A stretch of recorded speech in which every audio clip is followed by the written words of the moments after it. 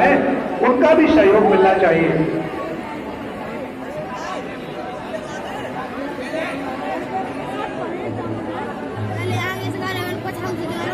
सभी भैया गौर करेंगे, सभी प्रमुख भैया अपने अपने कक्ष को खोल लें, क्योंकि अभी जैसे ही उद्घाटन होगा अतिथि आपके पास तक पहुंचेंगे, आपके प्रतिरूपों के संबंध में जानकारी लेंगे, आपसे जानकारियां प्राप्त होगी।